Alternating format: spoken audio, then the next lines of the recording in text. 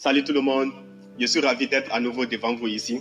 Et comme vous le savez tous, ici, on parle d'entrepreneuriat, de business, de motivation, de développement personnel et d'autres sujets du genre. Dans cette vidéo, je fais l'étude de la vie d'un étudiant qui, après l'obtention de son diplôme universitaire, cherche un emploi et échange 40 ans de sa vie contre un salaire. Enfin, prendre sa retraite à 60 ans ou 65 ans et mourir. Et cette vidéo est faite en deux parties. La première partie parle justement de cette personne qui échange 40 ans de sa vie contre un salaire. Et la deuxième partie parlera d'une autre personne, qu'elle soit étudiante ou pas, qui décide de vivre l'enfer en travaillant jour et nuit pendant 5 ou 10 ans afin de créer sa propre réalité et être libre, être indépendant pour le reste de sa vie sans rien devoir à qui que ce soit. Donc pour mieux comprendre cette vidéo, je vous invite à regarder la vidéo jusqu'à la fin pour cerner toutes les informations dont il s'agit. Et qu'est-ce qu'il reste encore? Je vous souhaite bon visionnage.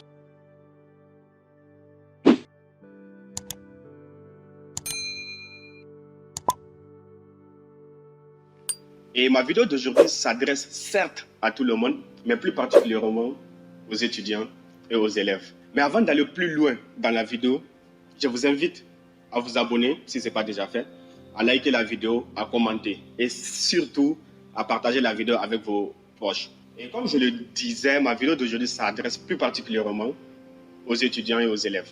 Donc, laissez-moi vous poser cette question, étudiants et élèves. Et d'ailleurs, je vais singulariser la question pour que tout un chacun se sente mieux concerné. Laisse-moi te poser cette question.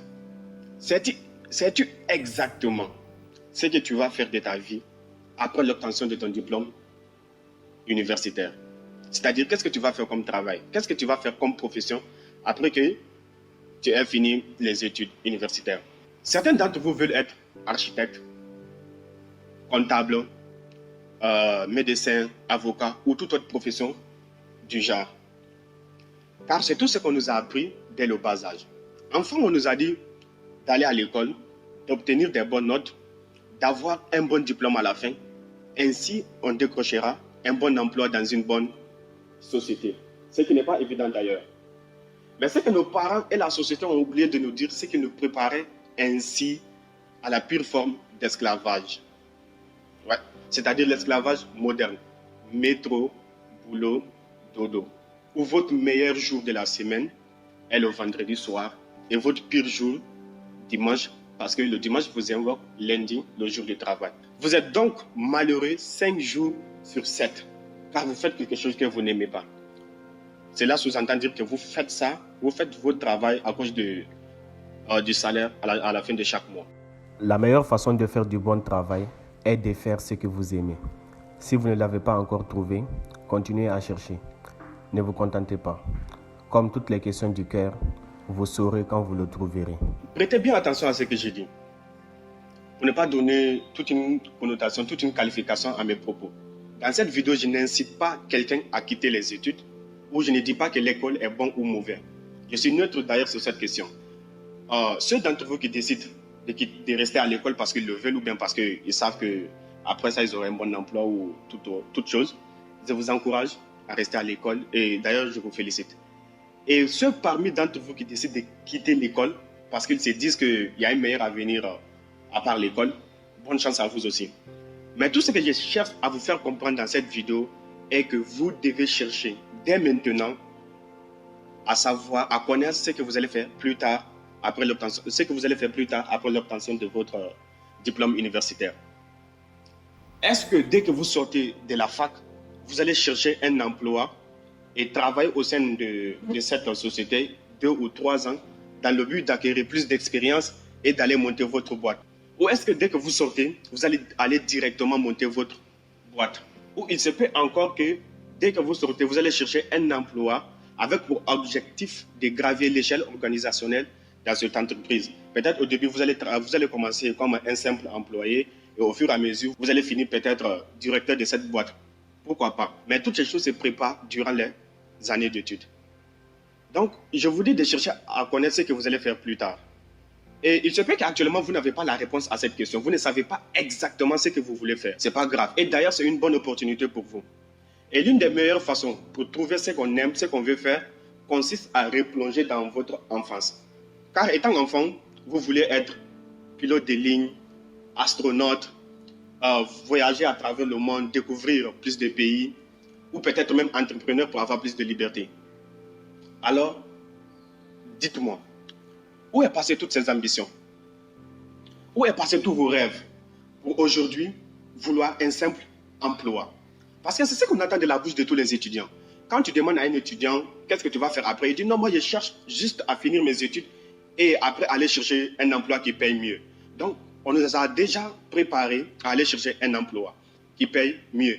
Donc, où est passé toutes ces ambitions? Où est passé tous vos rêves pour aujourd'hui vouloir un simple emploi et vivre des chèques de paye du jour au jour? Et oui, c'est ce qui vous attend après les études. C'est comme avoir un examen et ne pas réviser pour cet examen. Arrive le jour de l'examen, vous êtes là, vous ne savez pas quoi faire car vous ne vous êtes pas préparé pour l'examen. Et c'est ce qui nous amène le plus souvent à tricher ou même à essayer de prendre des réponses d'autrui sans même chercher à savoir si ces réponses sont vraies ou fausses. Et la même chose se produit dans la vie. Vous sortez de la fac, diplôme en main, et vous rentrez dans le marché de l'emploi. Mais malheureusement, dans la vie, dans l'examen de la vie, nous avons tous des questions différentes.